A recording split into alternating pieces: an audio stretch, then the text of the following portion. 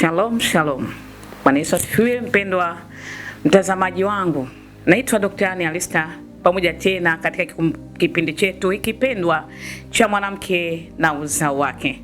Namshukuru Mungu kwa ajili ya neema hii, tena nafasi hii, na ninaomba tuombe msaada na uongozi wa Roho Mtakatifu katika kipindi hiki. Baba, katika jina la Yesu, ninaomba msaada kutoka patakatifu sawa na Zaburi ya 121.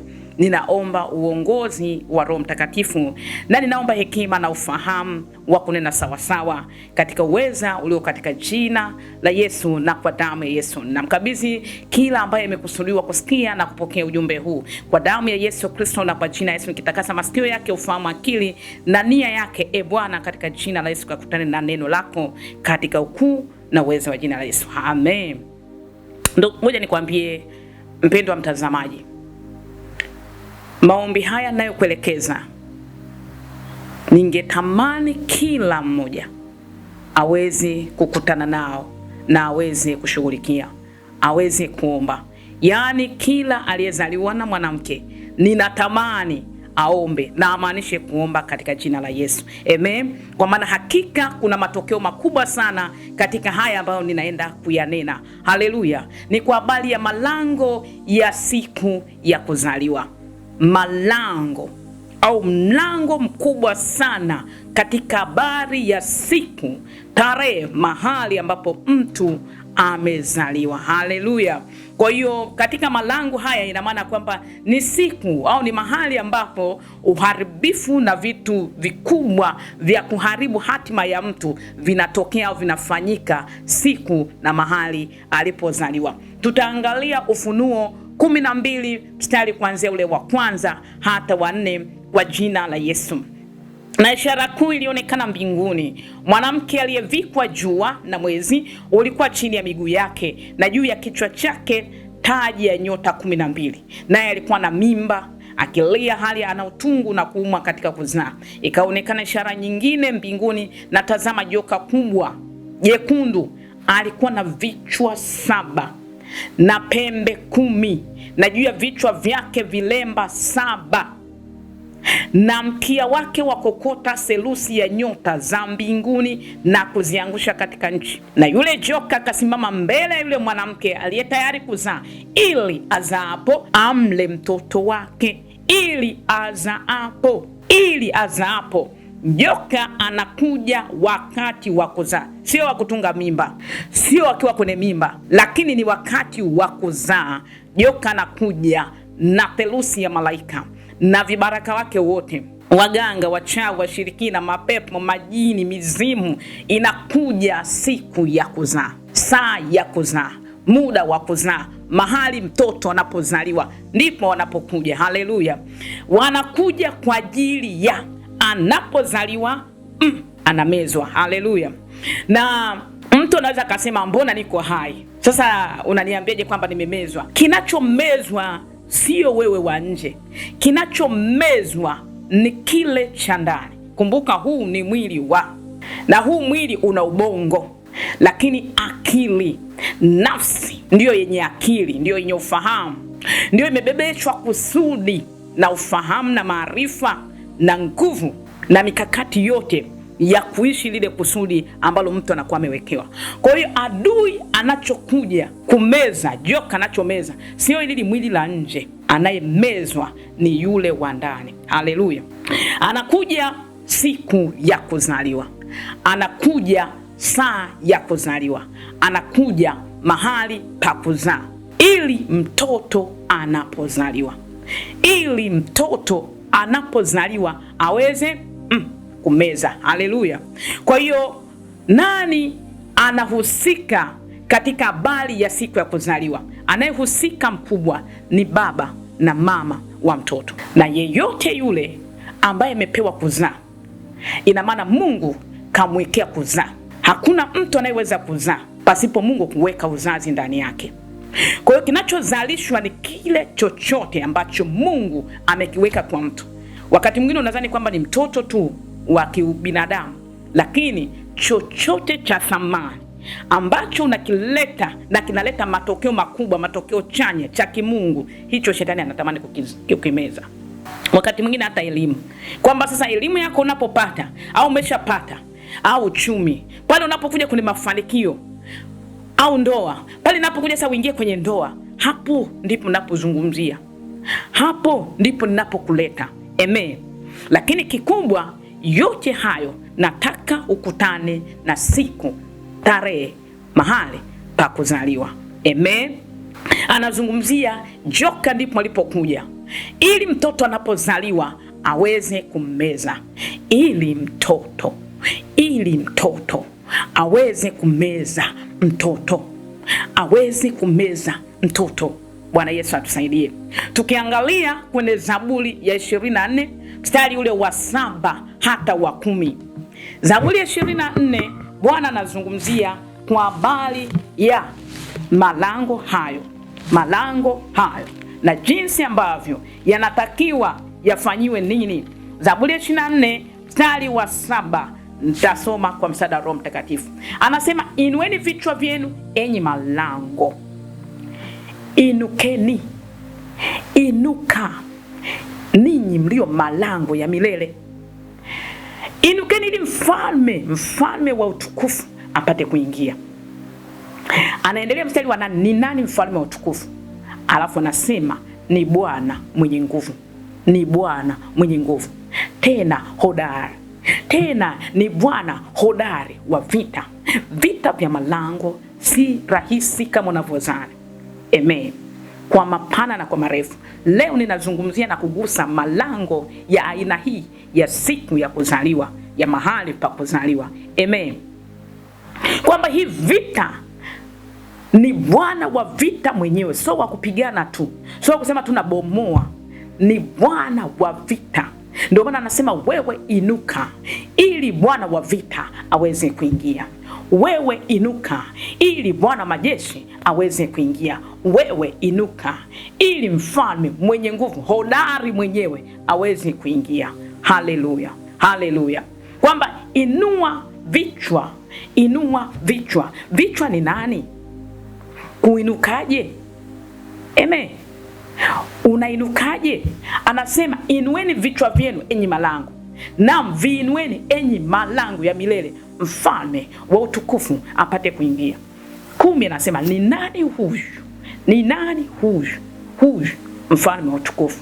Anasema Bwana wa majeshi, Bwana wa majeshi. Kumbuka kwamba joka amekuja na selusi ya jeshi la malaika kupambana siku ya kuzaliwa, anayezaliwa. Kwa hiyo malango hayo asipoinuliwa, Bwana wa majeshi akainuliwa aweze kuingia, hiyo vita sio rahisi. Amen. Ni nani huyu?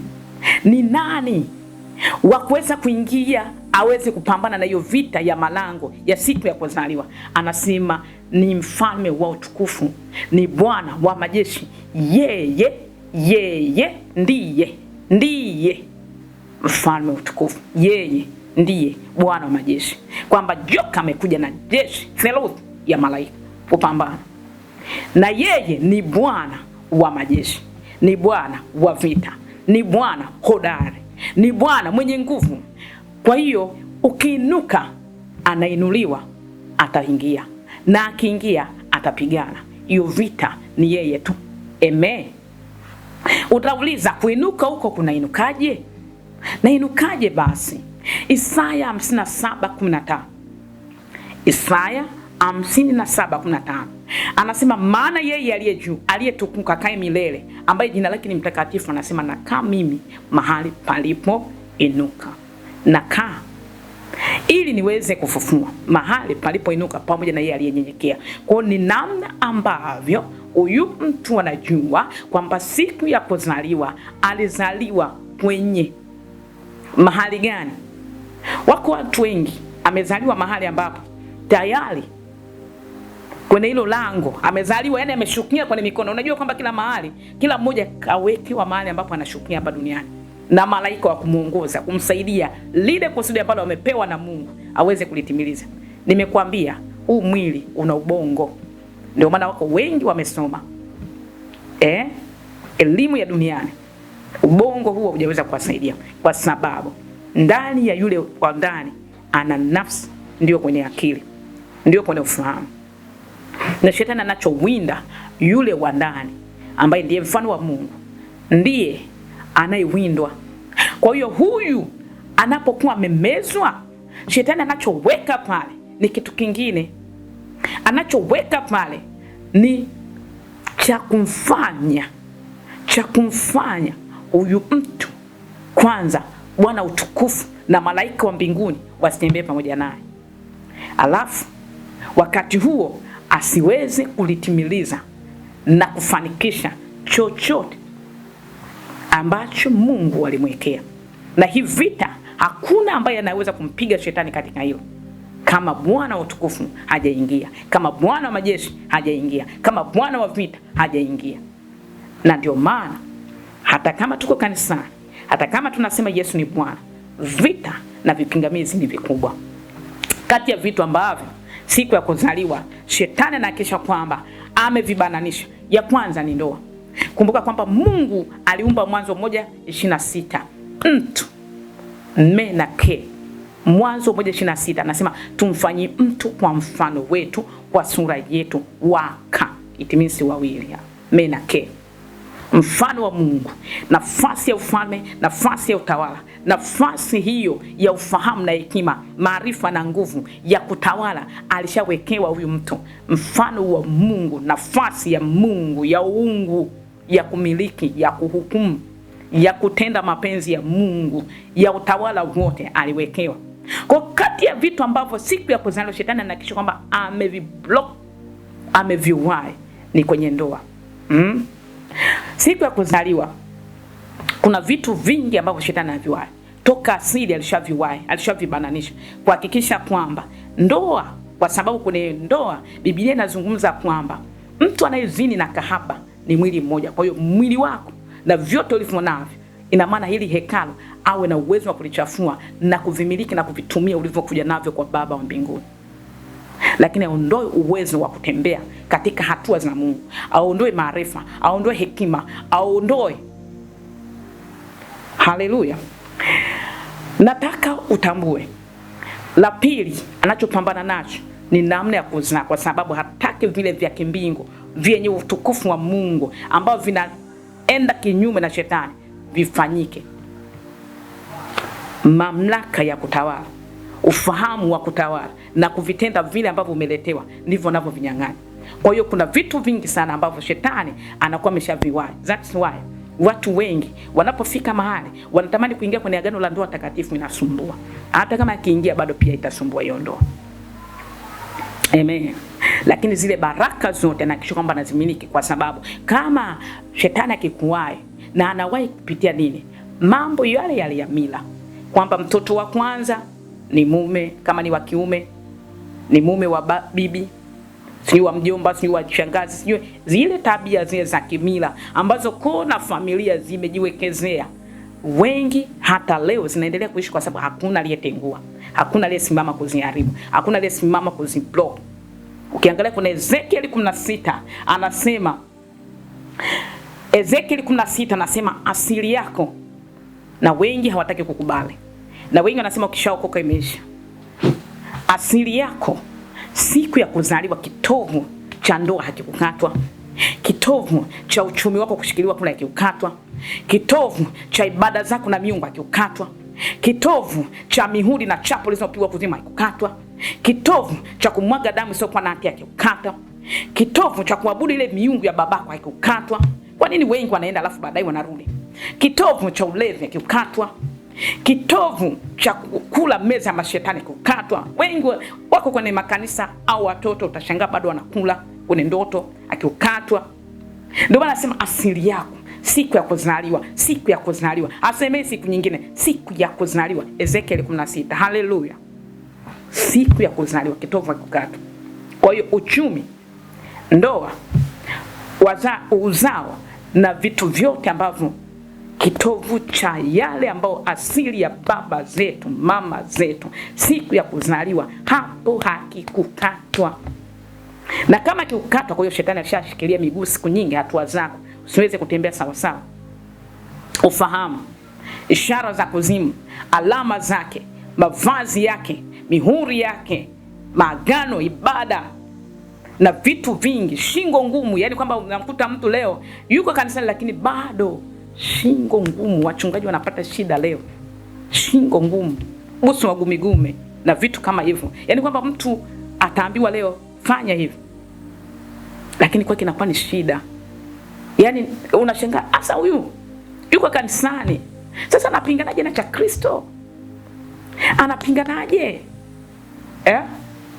Hivyo vitu vyote hivyo, lakini kufutwa jina kutoka kwenye asili ya kitabu hicho kwamba wewe uende huko. Biblia inazungumza kwenye Timotheo, asema dhambi za wengine zimeshatangulia hukumuni na za wengine zinawafuatia.